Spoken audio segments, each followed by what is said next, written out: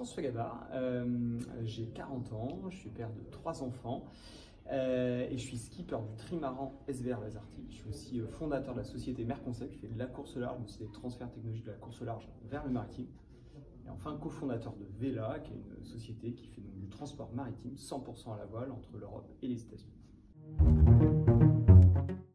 Le NSM, c'est ce grand et beau bâtiment qui est un peu notre voisin sur la Transat Jacques Vabre quand on vient avec nos trimarans. Donc ici dans le bassin de l'Eure, c'est vrai que on est juste à côté. Et puis c'est la formation des marins, alors pas des marins course au large qui est mon métier, on va dire des vrais marins, je ne sais pas si le terme est approprié, mais en tout cas des marins qu'on peut voir sur ces grands bateaux qui sont autour de nous quand on est en mer.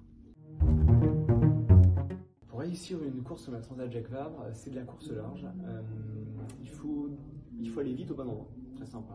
La voile, il faut aller vite au bon endroit et pas casser. Ça fait partie de aller vite.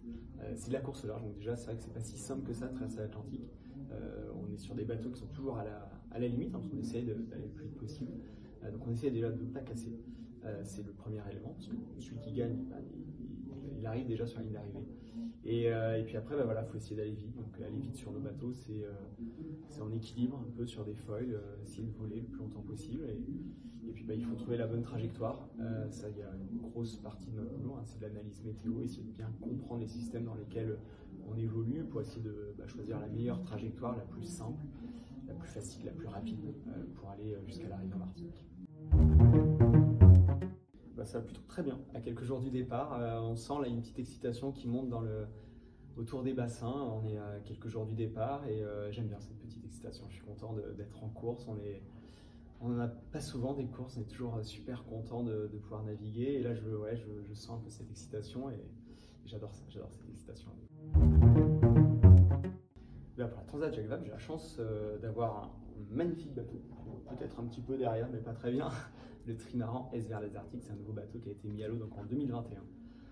Un magnifique bateau, un ultime, un bateau qui est capable de voler sur l'eau et d'aller très très vite. Et j'ai la chance aussi d'embarquer avec Tom Laperche, un jeune skipper plein de talent. Et donc à 3, là, on fait un bon trio. Évidemment, derrière tout ça, il y a une grosse équipe pour faire en sorte que ce bateau soit skillé, pour faire en sorte qu'on soit prêt pour la course. Mais enfin voilà, on a tout ce qu'il faut pour essayer de performer. Alors, une anecdote, je ne sais pas, en tout cas un de mes meilleurs souvenirs sur la Jacques Vabre, parce qu'on me pose souvent la question, c'est ma première participation en 2009.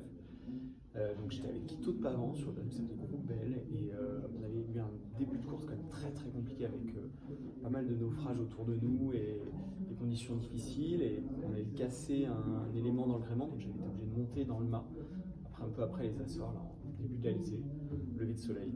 C'était juste une image magnifique d'être en tête de mât, de pouvoir passer, sentir qu'on était quand même du bon côté de la Transat, et un lever de soleil qui était juste magnifique. Il y a la mer, un message, alors ça serait peut-être un message un peu universel, du coup on pourrait imaginer que n'importe qui, tout le monde pourrait y avoir accès. Et puis là, vu qu'on est là, près de la course au large, près de le NSM, j'ai envie parce que c'est mon parti pris, de parier pour une marine marchande de demain à la voile. Parce que voilà, on a la chance d'avoir du vent, on a la chance d'avoir justement toutes les compétences pour faire avancer les bateaux à la voile. Et j'y crois beaucoup, parce que c'est quand même clairement une solution, si ce n'est la solution pour décarboner massivement le transport maritime, ou même totalement.